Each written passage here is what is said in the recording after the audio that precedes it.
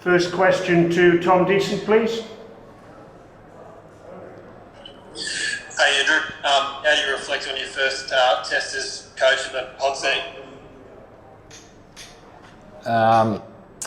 Interesting test match. Clearly long and drawn out. We knew that we were in for attritional cricket. Probably not as attritional as that during certain patches of the game. I think the real positive is for most of the players in the team, they've got themselves into the series, got some time in the middle, and understanding of the opponent. So some positives to come out of that. And I thought that the way we stuck at it with the ball in the first innings, not knowing what was to lie ahead, was really important, in particular the first session on day 2. So we've just got to keep bringing those standards across the next couple of test matches. Conditions will change as we head down south. So we expect that that could bring about some team changes based upon the surface that may present. Perhaps sort of spoke about it not being a real fair contest between bat and ball, albeit batters played well, but is that a shame to see? Like, what are your hopes for the next 2 decks in similar, if there's similar, what kind of challenges are proposed to you guys? Clearly it was in favour of the batters. We saw a summer back home, it was probably tilted towards the bowlers. So every surface is going to present different challenges. This one posed a big challenge for our bowling unit.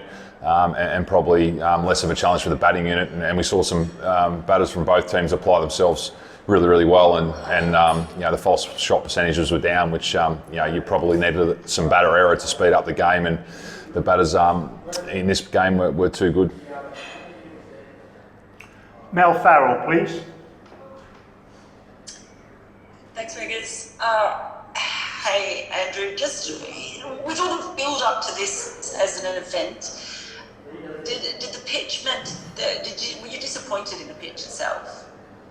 As I said, every surface takes on different traits. The groundsman he'll know what he was trying to achieve with the surface. I'm not sure that he entirely achieved that, so he'll probably reflect on that, and that's probably his area to reflect on. But it definitely did become quite benign, very difficult. We bounced in and out of a lot of different plans, none which clearly worked. I think we'll get a totally different surface come Karachi, which will present different opportunities for different tactics, and we probably will see the game speed up like traditional subcontinent conditions, where it might be a little bit slow early, a bit attritional, and then potentially speed up at the back end.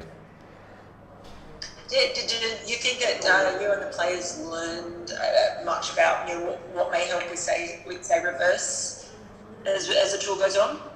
As in reverse swing? I think, sorry. Yeah, got that. Just sort of glitched in and out a little bit. No, the reverse swing, I think with the weather around, there was that downpour before the first day, so the outfield was quite moist, and when there's moisture about, sometimes that can negate the reverse swing. So we felt as though that the wicket was going to crack and it was going to offer some reverse swing.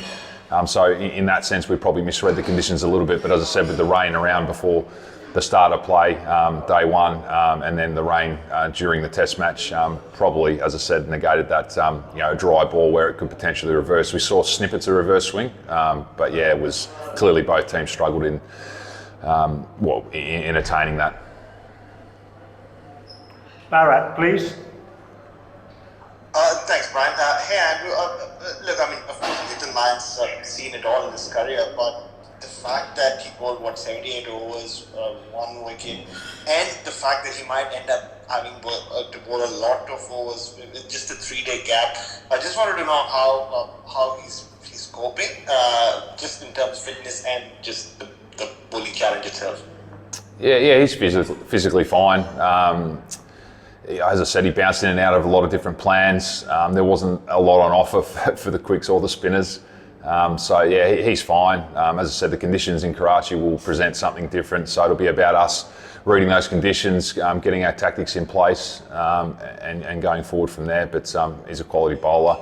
I suppose the positive out of the negative is he doesn't have too many back-to-back games like that, so we look forward to him stepping up again next game in Karachi with probably some more favourable conditions from what we know.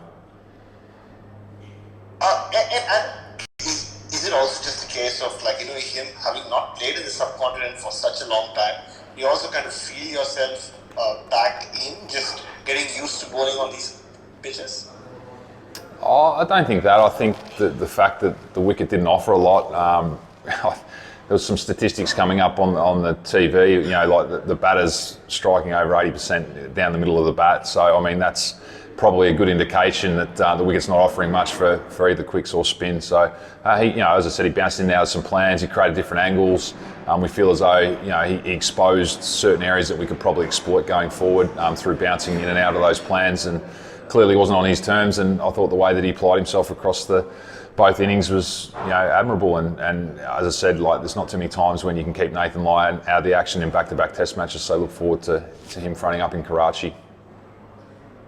Thanks, Andrew. Tom Decent again, please. Hey, thanks again, Andrew. Hey, do you foresee a situation where Australia will not pick sort of two spinners for this next test, or have you seen enough evidence no matter what pitch you get in Karachi? I appreciate you're going to want to see it, and you're effectively going to try and pick two anyway, given what you've seen. Well, if we get what we expect from the intel that we have, then there's a likely chance that it will be two spinners. That's a big assumption. So we'll fly tomorrow, we'll get down to the ground 2 days out and go through the usual questions that we ask ourselves as a selection panel, include Paddy in on that, and work out how we're going to navigate through the test match tactically, and that may lean towards two spinners. If the surface dictates another way of doing it, then it could be three, or it could be back to one spinner, who knows. But it's a big assumption as we sit here to guess what's going to be happening in Karachi. But as I said, like, it probably leans itself before we got on the plane to come over here to a two-spin venue. And just wanted to ask as well how the group as a whole reacted to the news of Shane's passing. Obviously, many guys have had a lot to do with him yourself as well. Was that difficult in a week which is also tough on the field as well? Yeah, a lot of disbelief, really.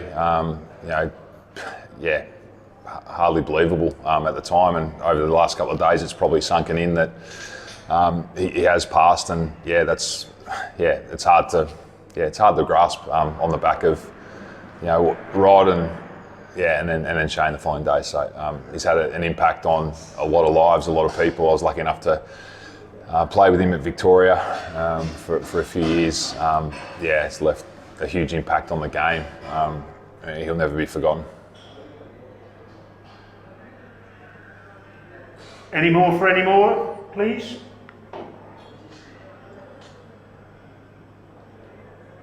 Okay, thank you very much indeed. Travel safely. Look forward to seeing you in Karachi, hopefully face to face. Thank you. Thanks for your time, Andrew. Thank you. Thanks, guys and girls. Thank you.